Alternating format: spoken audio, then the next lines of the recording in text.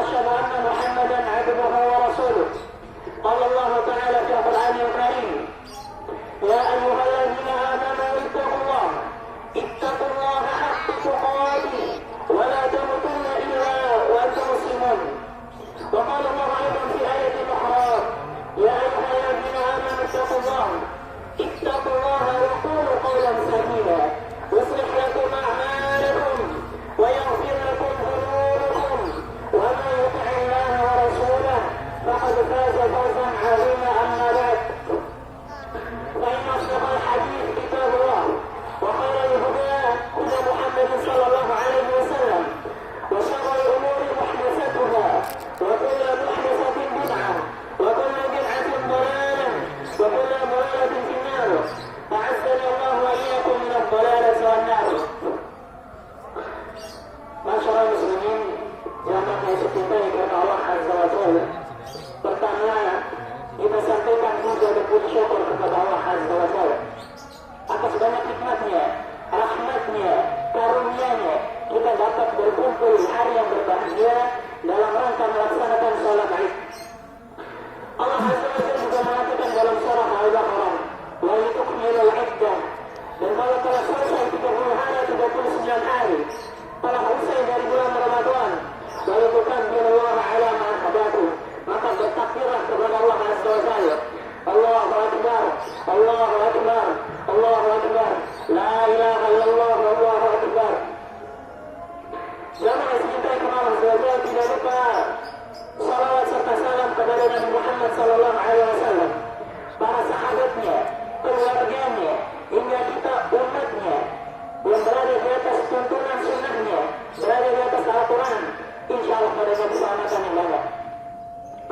Jangan dicintai kepada Allah Azza wa Jalla, ketahuilah di hari berbahagia ini, di hari 1 Syawal ini, berkaitan dengan hari berbahagia, Allah Azza wa Jalla mengatakan dalam surah Yunus, "Qul bi fadlillah wa bi rahmatihi fa bidzalika falyafrahu." Katakanlah dengan fadl dari Allah Azza wa Jalla, karunia dari Allah Azza wa Jalla, dan rahmat dari Allah Azza wa Jalla, maka dengan dua itu falyafrahu, maka berbahagialah. Berkata Syekh As-Sa'di rahimahullah dalam tafsirnya, apa yang dimaksud dengan rahmat Allah? Kenapa kita berbahagia dengan rahmat Allah? Kata Syekh As-Sa'di dalam tafsirnya, yaitu ad-din wal iman, seorang berbahagia atas agama dan imannya, wal ibadah wa mahabbatuhu, dan berbahagia atas ibadahnya. Berkaitan dengan ini kita berkaitan dengan ibadah yang paling kita tunggu-tunggu, sholat Id. Usai dari sini beribadah silaturahim, berziarah kepada kerabat dekat. Fadzalika falyafrahu, maka atas itulah berbahagialah pada hari 1 Syawal ini. Lalu jangan dicintai kepada Allah Azza wa Jalla, kita telah melewati bulan yang mulia, bulan Ramadan. Yang bulan Ramadan mempunyai misi besar, mempunyai tujuan besar. Disebutkan Allah Azza wa Jalla, kutiba alaikumus shiyam kama kutiba alal ladzina min qablikum la'allakum tattaqun. Diwajibkan puasa sebagaimana yang dulu berpuasa, la'allakum tattaqun, agar kalian menjadi orang yang bertakwa. Dan ini di akhir ini misi besar dari bulan Ramadan. Lalu disebutkan oleh Syekh As-Sa'di rahimahullah, kenapa hanya bulan Ramadan dikaitkan dengan misi besar takwa? Pada 11 bulan yang lain memang seorang bertakwa, tapi kenapa khusus pada bulan Ramadan? Kata Syekh As-Sa'di rahimahullah, ada beberapa sebab kenapa sifat takwa lebih besar dapat terhasilkan di bulan Ramadan. Kata beliau rahimahullah, yang pertama sebabnya karena pada bulan Ramadan istiad muraqabatillah, lebih tingginya, lebih besarnya rasa takut kepada Allah dibanding bulan-bulan yang lain. Mungkin pada 11 bulan yang lain seorang melakukan maksiat, tidak merasa diawasi oleh Allah Azza wa Jalla. Adapun pada bulan yang mulia ini, bulan Ramadan, saking mulianya bulan ini, punya wibawa bulan Ramadan, maka orang untuk berbohong saja pun takut. Dan yang kedua, kata beliau rahimahullah, karena di bulan Ramadan ada janji-janji Allah Azza wa Jalla yang dapat ikhtiar taat, bertambah lebih semangat dalam menjalankan ketaatan. Oleh karena benar ditutupnya jahanam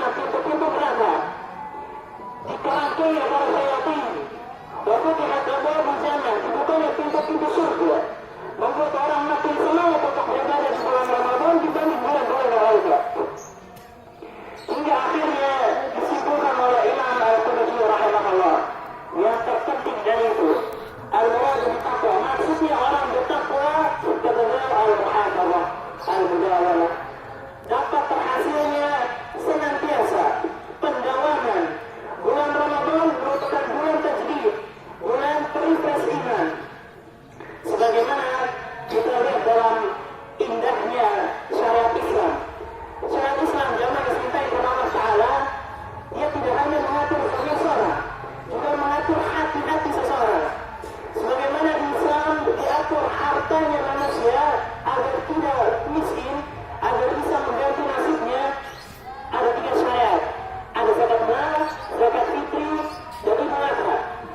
Yang dimana kata para ulama, ya, ketika 1 tahun seorang mendapatkan daripada Idul Adha, mendapatkan beras di Idul Fitri, mendapatkan harta di zakat mal, tujuannya agar tahun depan tidak lagi menjadi orang yang dizakati, mengganti nasibnya menjadi orang yang dizakat.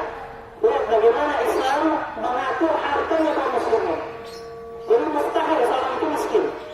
Lalu yang kedua, iman Islam tidak hanya mengatur zahirnya seorang.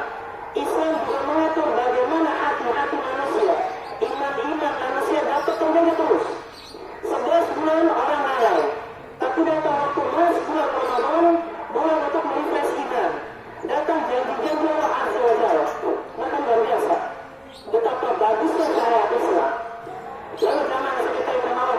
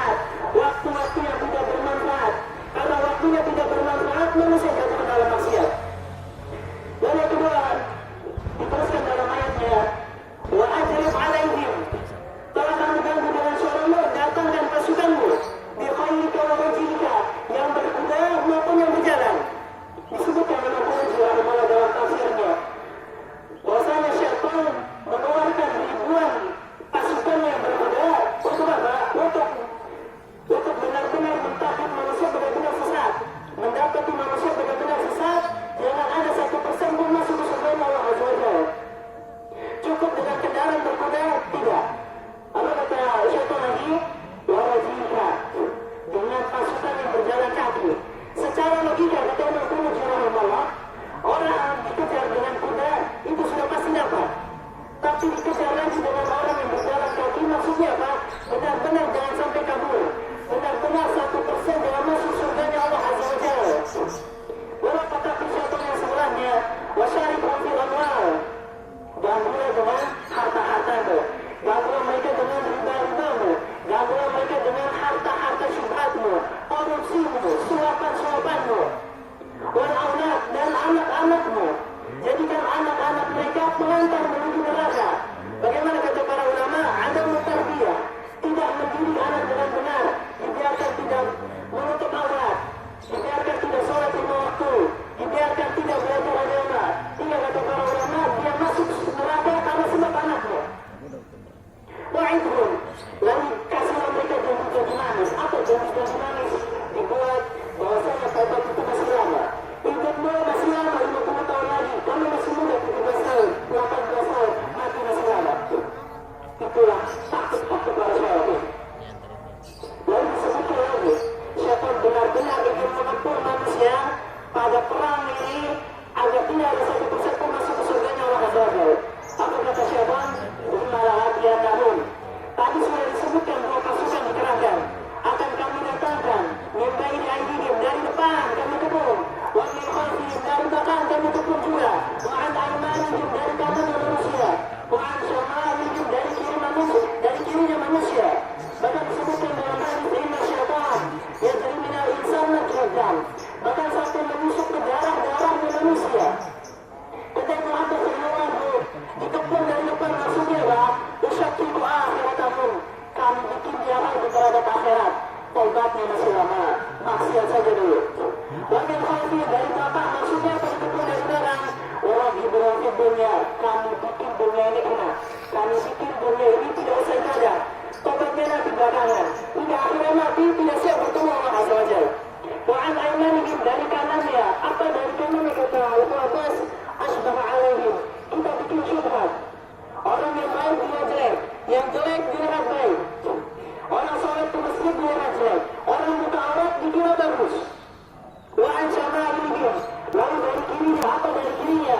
Usyahdi al-ma'asi, kami gembor-gemborkan maksiat, kami bikin zina jadi enak, kami bikin pacaran jadi enak, kami bikin nikah itu sesuatu yang sulit, nikah itu sesuatu yang susah, nikah itu sesuatu yang baik. Lebih baik kamu berzina. Ini bagaimana taktiknya para syaitan agar tidak ada 1% pun manusia masuk ke surga Allah Azza wa Jalla. Sudah begitu kita keluar dari Ramadan, masuk Syawal, tidaklah kalian.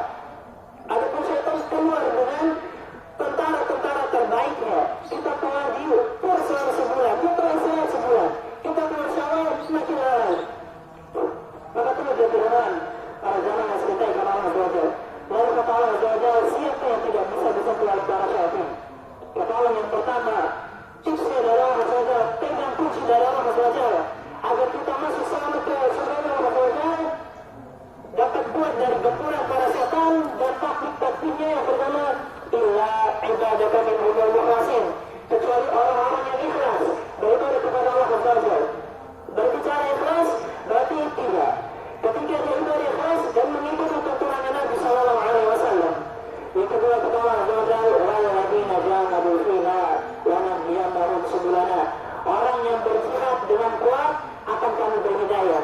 Maksudnya berkata Ibnu Qayyim, kata Ibnu Qayyim rahimahullah, Allah kaitkan orang yang jihad pasti dapat kekuatan, orang yang jihad dapat hidayah.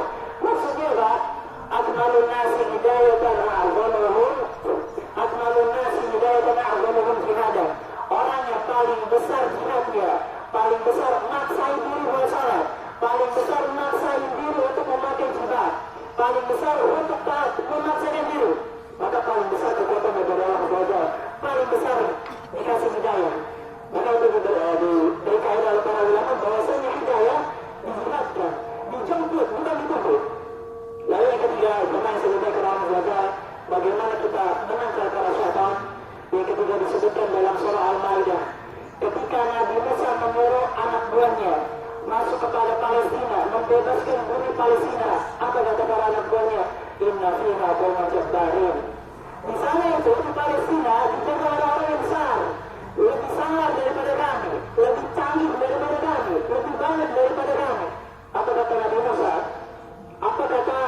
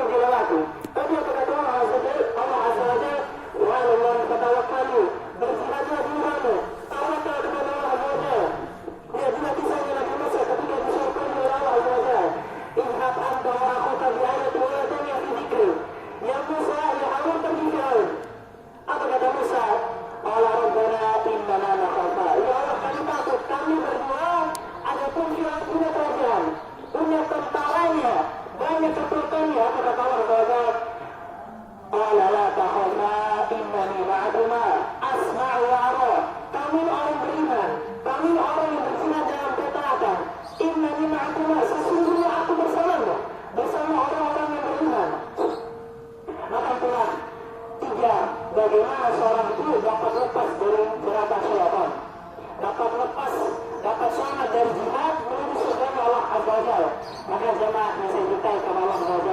Perang sekarang melawan syaitan dan bala tentaranya, perang yang tidak ada habisnya.